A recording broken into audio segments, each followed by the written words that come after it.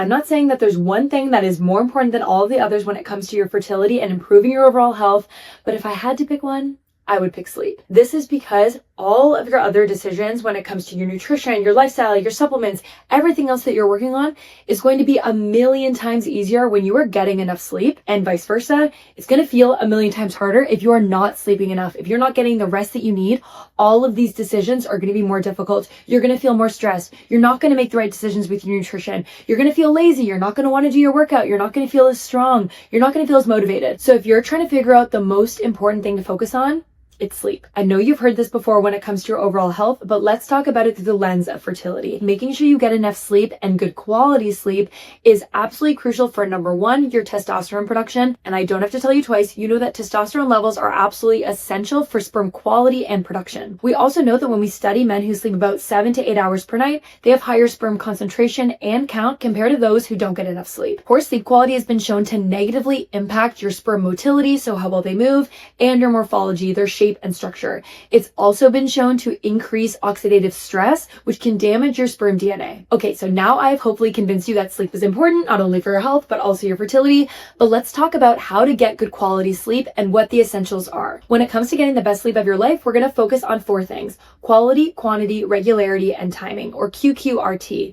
This comes from Dr. Matthew Walker. He wrote the book Why We Sleep, which is a fantastic resource if you're wanting to learn more. And when we focus on those 4 things, we take a very holistic view to your sleep to make sure that nothing is missed. Quality is how well you sleep. Quantity is how much you sleep or the time that you're asleep. Regularity is routine. So do you regularly fall asleep and wake up at the same time every day? And timing, what time are you going to bed and what time are you waking up? I have a Get Good Sleep checklist linked in the caption below that give you all the steps you need to focus on these 4 things. In order to get good quality sleep, we focus on the evening routine, the temperature of your room, is everything dark, what is the noise level, things like that will really help with your quality. The quantity of sleep should be about 7 to 8 hours per night. We want to make sure that you are asleep for those hours. You're not waking up all the time. So when we focus on quality, we also improve quantity, so you're waking up a little bit less. Regularity is going to be a huge one, especially when it comes to the weekends. Just try to go to bed and wake up at roughly the same time every day.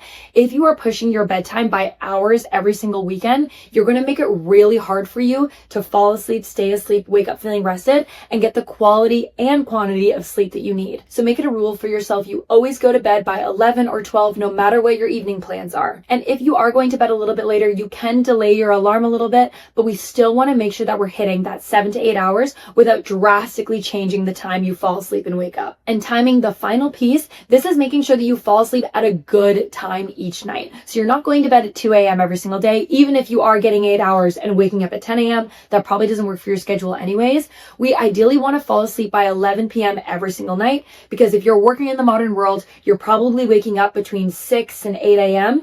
If you are falling asleep a little bit later, ideally waking up around 7 or 8 a.m. if that works for you. If you have to wake up at 5 or 6 a.m., we want to move that timeline a little bit earlier, so you're falling asleep by 10 p.m. at the latest. I know this can be difficult, especially when it comes to staying consistent over time, so just do your best, but try to always make sure that your room is set up for good quality sleep. Again, all these tips are linked in the checklist below, and that you have that bedtime for yourself that you try not to go past as often as possible. Even if you can get good sleep about 80% of the time, you're still going to get 80% of the results that come from good sleep. So again, it's never about being perfect. It's always doing your best with what you have. So download the checklist and pick 1 to 3 things to focus on as you're improving your sleep. And then that way you're not feeling overwhelmed. You can add to it over time and actually see results.